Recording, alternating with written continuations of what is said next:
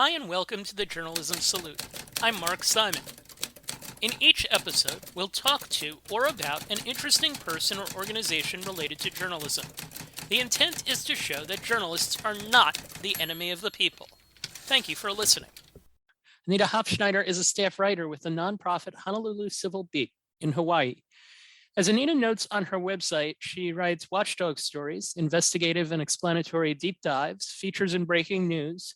She's covered a variety of beats, including politics, housing, healthcare, and the environment. And in 2022, she became the Beat's Pacific Regional Correspondent as the organization has expanded its coverage area.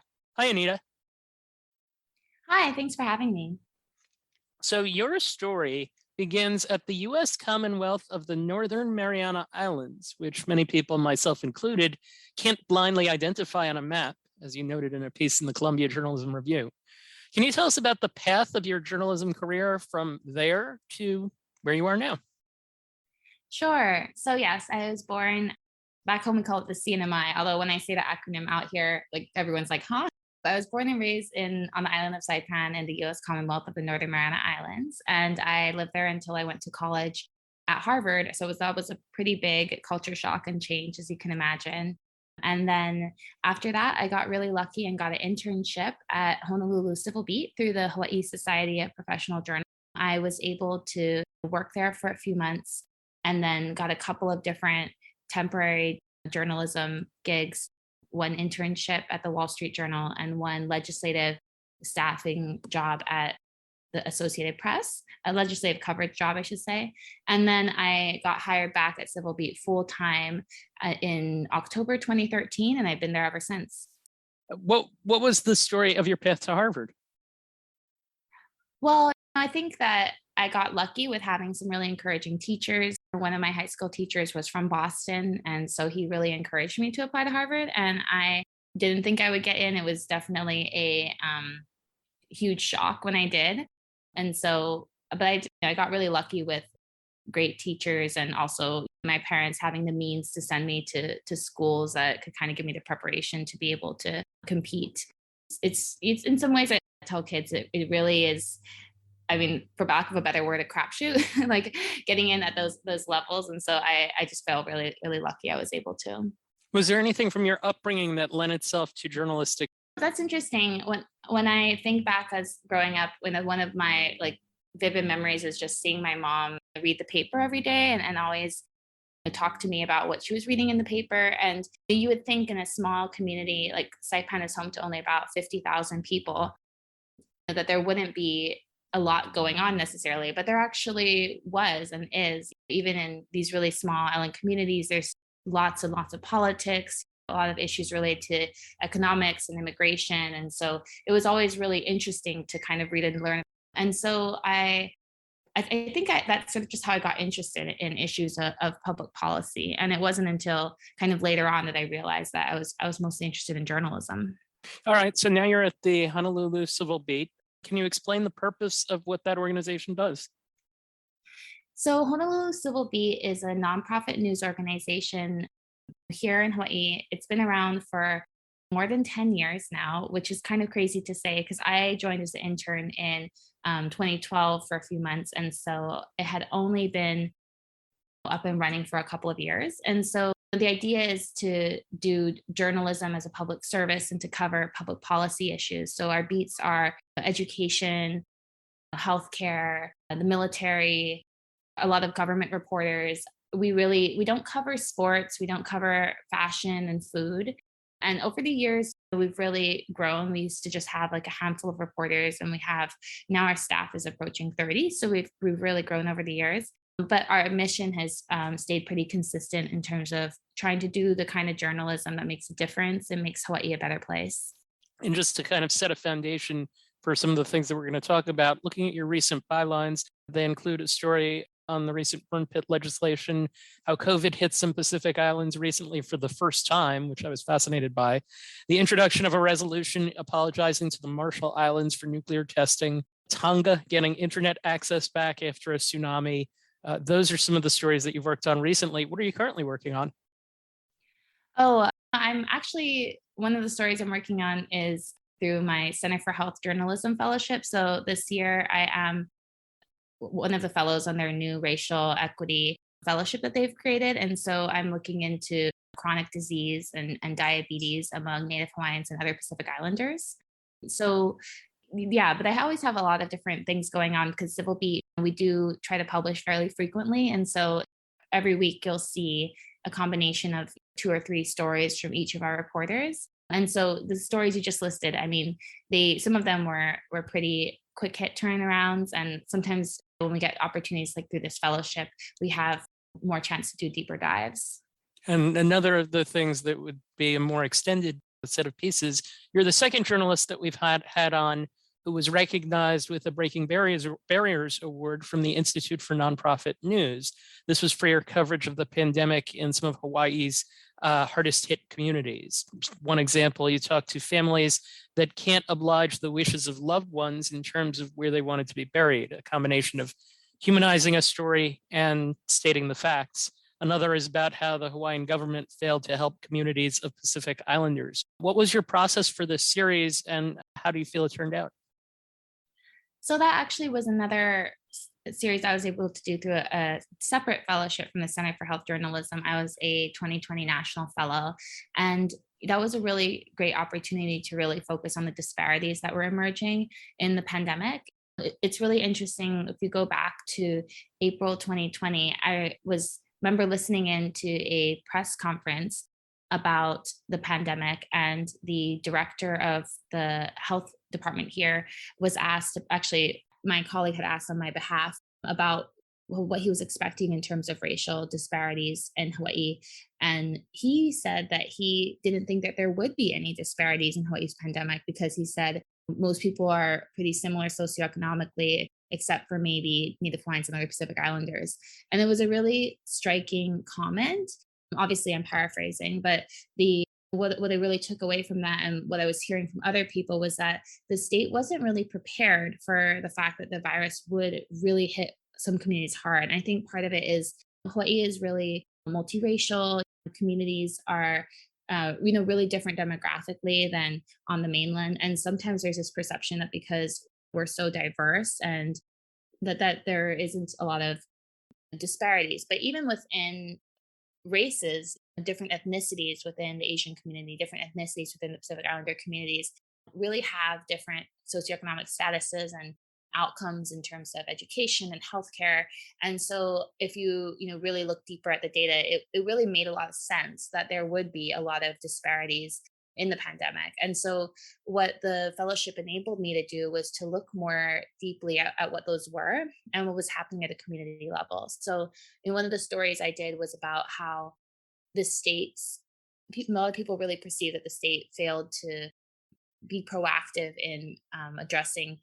So one of the stories I did was about how the state failed the Pacific Islander community here. And that's really a harsh word to use. And I think that there are a lot of people in the state who did a lot of good work during this time. But as a whole, the policies that were implemented at the time were perceived to be really making it difficult for Pacific Islanders to access the help that they needed at this time. So, for example, there is a community of migrants from a region of the Pacific called Micronesia who, previously had access to low-income health insurance in Hawaii, but under our current governor, they had removed funding for that because they were saying that it was too expensive to provide low-income health insurance for this community. Well, lo and behold, when COVID hit, this community was one of the hardest hit, and because they didn't have access to health insurance at that time, a lot of them didn't have ongoing relationship with doctors, ongoing trust within the medical system. And I'm saying this based on my conversations with members of the community. So these are what community advocates and organizations were telling me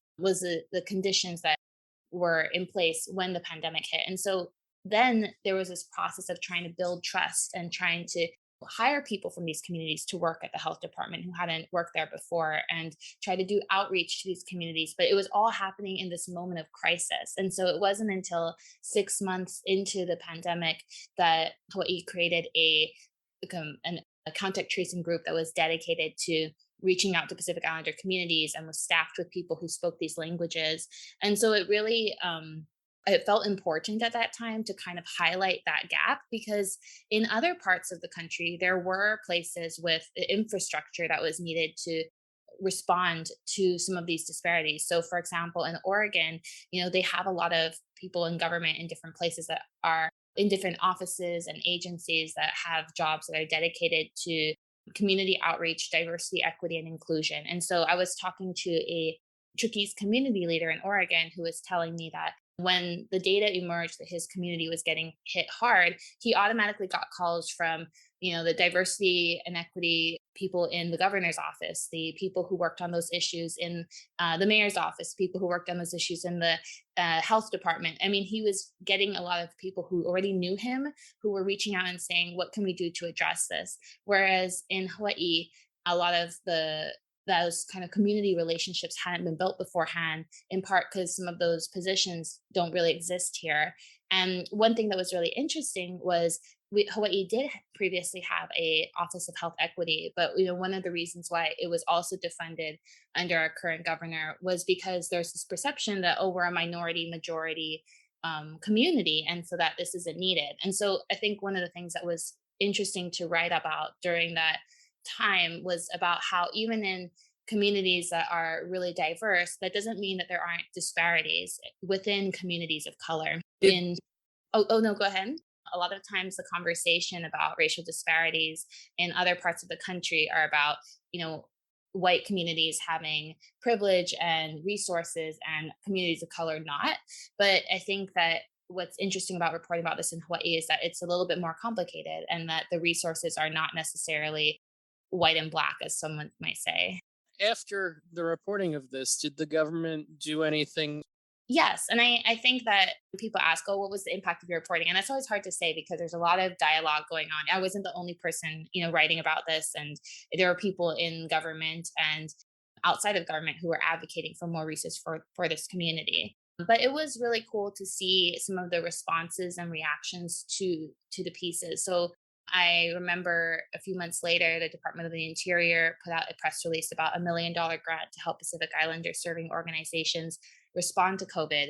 And they linked to one of my pieces about the disparities in hospitalizations. And so it was cool to see that organizations and agencies with resources were, starting to provide resources. And in some places, sometimes it was clear that they were reading and paying attention to my work. Now, you've also done some much larger exposés over the last 5 years. One on the late senator from Hawaii, Daniel Inouye, and sexual harassment allegations against him, and another different piece on sexual assault and the Catholic Church, which was a staggering piece. We'll link to it in the show notes. How long do pieces like that take to report, and what's your process for doing it? Those are both similar pieces in terms of dealing with trauma from sexual assault and sexual misconduct, but they were also very different. So for the piece on sexual assault in the Catholic Church on Guam, I got a grant from the Pulitzer Center from Crisis Reporting, which at that time had a special funding stream dedicated to reporting on religion. And they were able to fund me and my colleague Corey, a photographer, to go to Guam to write about this incredible number of lawsuits that were being filed against the church there. And I was particularly interested in that because having grown up on Saipan, which is essentially a neighbor island of Guam, they're in the same archipelago, but they are different politically. I was familiar with the community on Guam, and I knew that most people there grew up Catholic.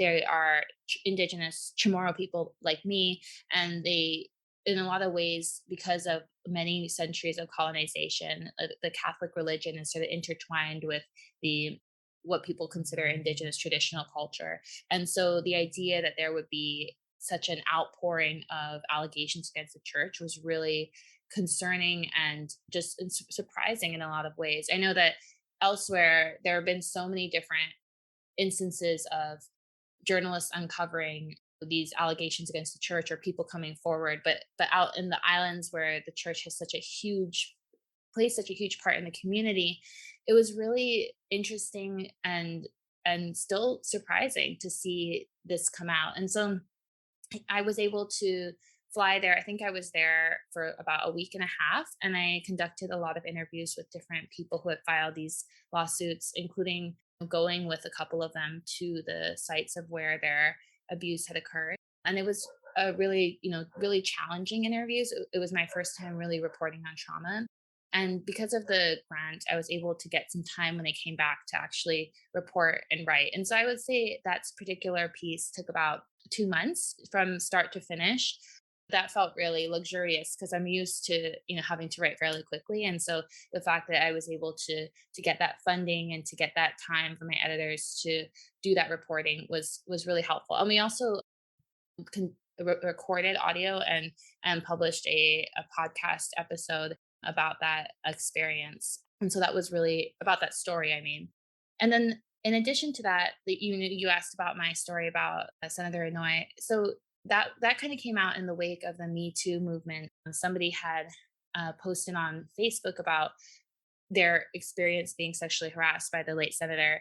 And so that took a bit of time to get in touch with that person and get to learn their story, and also to try to speak with other people, and to the extent that we could corroborate and verify what it is that they were telling us. And so that one I kind of worked on in between other pieces at the time. And eventually what we did was, because he had passed away, that also kind of raised some questions about whether it was fair to report on this. And so we had to kind of deal with different questions of, journalistically, about what was ethical and what was okay to report about somebody who had passed away. I think that most of the people that listen to this podcast, along with myself, have seen the movie Spotlight, which featured the Boston Globe Spotlight team and the process by which they did a story on the Catholic Church, both the actual reporting of the story and having to kind of handle dealing with it mentally. And I'm curious about both of those for you. First of all, with the process, this being your first story with trauma at the center of it at this level, what was it like trying to get your sources to trust you? No, I got lucky with that reporting because I got in touch with an attorney who was representing a lot of the plaintiffs, and he was able to connect me with them. And so the actual trust building part was easier than I expected, because they were in this space where they wanted to tell their stories and they were eager to get the story out.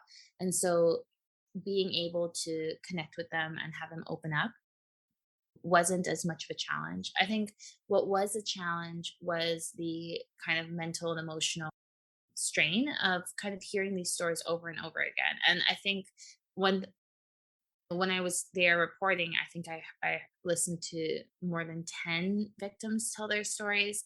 And that was maybe too many in retrospect. I know after I finished the piece, I was only able to include a handful of stories in the piece. And I regretted kind of spending asking people to kind of tell me so much about their traumatic experiences without being able to guarantee that their stories would be in the piece. Although it was still useful to be able to get a larger picture of what was happening and what had happened. I think that it was also difficult, I think, for me to just kind of have to, that I was going to say, it was also just difficult from a mental and emotional standpoint. I think as a journalist, you sometimes have you're listening to other people's trauma and you really empathize with them because they are talking so honestly and so openly, and you really connect with them. And so to do that over and over, it did give me a glimpse of what some other journalists whose jobs involve a lot more reporting on trauma might entail. And I was really appreciative for resources like the DART Center, where they have resources on journalists reporting on trauma. And I joined a Facebook group about journalists reporting on trauma that also had some resources. I also talked to my therapist about my emotions as I was listening to those stories. It really was, I think, a difficult experience, but also a really good one. And of course, whatever challenges you have listening to these stories is nowhere near as traumatic as the actual people experiencing them. So I'm not in any way trying to equate it. I'm just saying, as journalists, sometimes you do feel more strongly than you anticipate because you connect with people so much. And so having access to those resources was really helpful. And the reporting on your part. Certainly very impressive. So now you're in this new beat where you're covering multiple Pacific islands that I would have to imagine is pretty challenging, just between American Samoa, Tonga, Guam, and so forth. How do you establish a kind of like, I guess, a foothold there?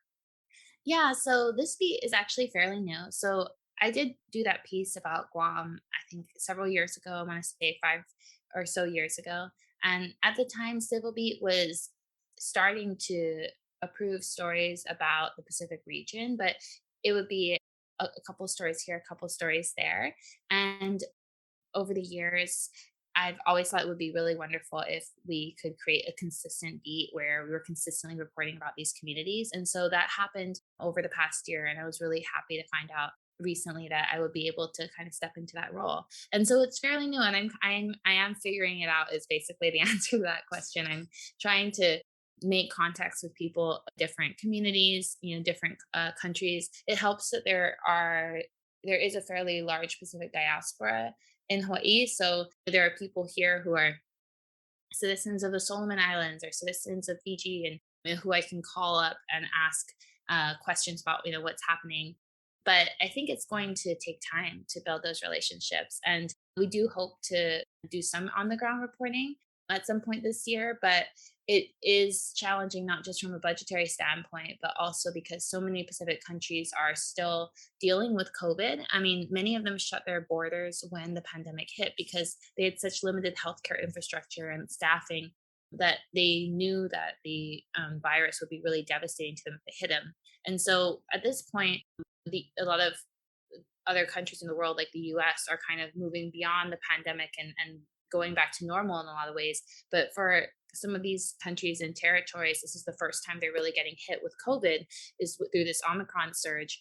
And so they may have a lot of lockdowns. They may still not be allowing people in. And so figuring out how to do reporting on the ground is even harder because of that. And so for the most part, I've been relying on getting to know people over the phone, on Facebook. A lot of people spend a lot of time on Facebook and post a lot of information there and are more easily reached there, especially if they don't have really great Wi-Fi where they are. Oftentimes they'll have enough Wi-Fi for Facebook messaging. Why does this kind of work appeal most to you? Why does it appeal most to me? Yeah, why does journalism appeal to you?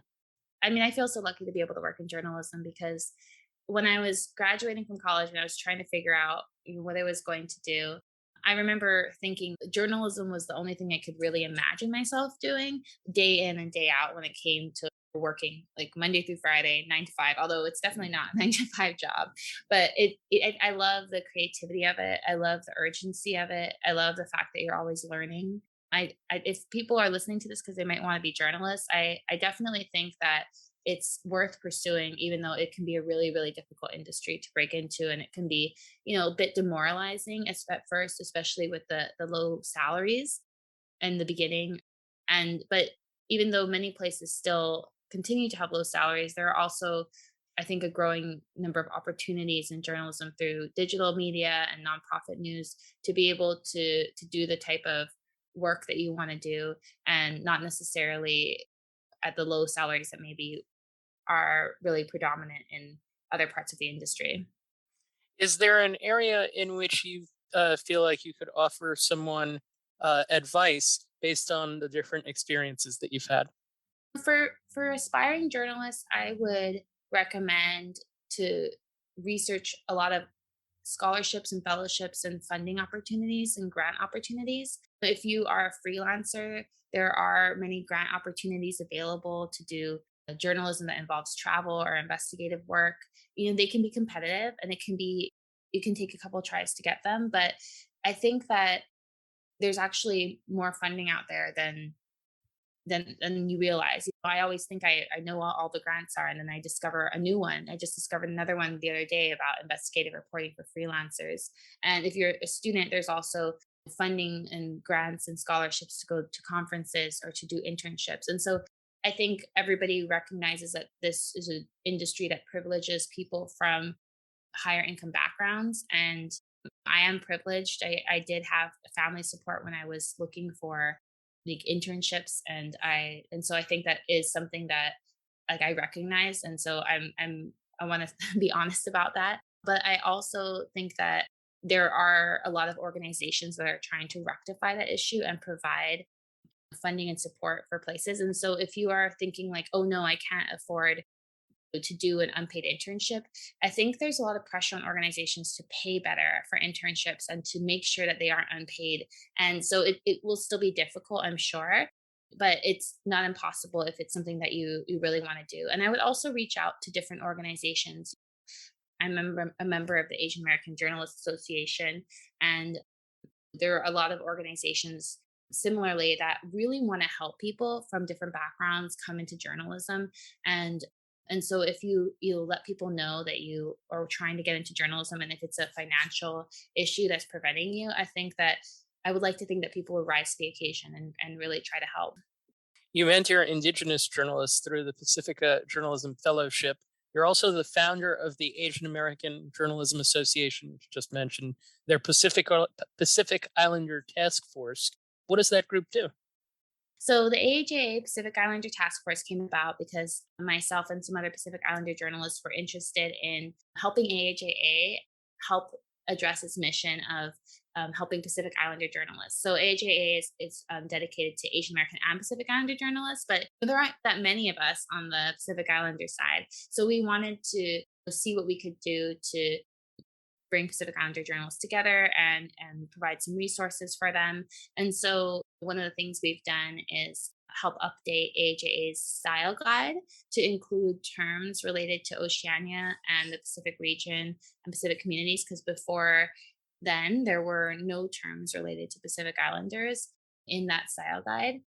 We also are working on setting up a scholarship for Pacific Islander journalists, and also working on doing different events dedicated to Pacific Islander journalists. So we've been participating in the annual AAJA for the last couple of years, and also holding different sessions, like helping Pacific Islander journalists with data reporting or with other skills that they hope to build, or even just in terms of networking. We've had a couple of Zoom events that are just networking oriented. And so we're a pretty small task force. There's just like 5 of us on the task force, but we are hoping to over time build community and help make sure that people who are Pacific Islanders in journalism feel like they have the same access to resources and support that other journalists do.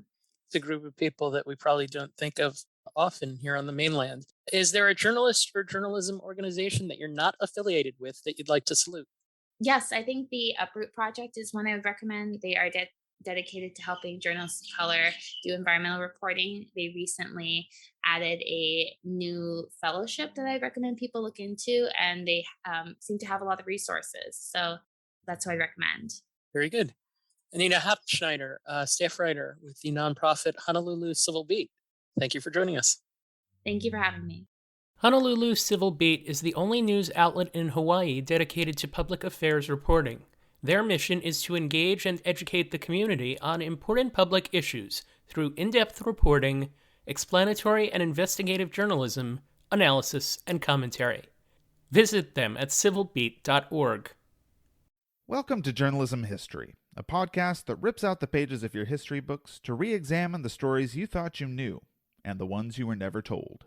I'm Terry Finneman, and I research media coverage of women in politics. And I'm Nick Hirschon, and I research the history of New York sports. And I'm Ken Ward, and I research the journalism history of the Great Plains and Rocky Mountains. Find the Journalism History podcast at journalism-history.org/podcast and wherever you listen to your favorite podcasts. Thank you for listening to the Journalism Salute. Please let us know what you think of the show. You can find us on Twitter at JournalismPod, and you can email us at journalismsalute@gmail.com.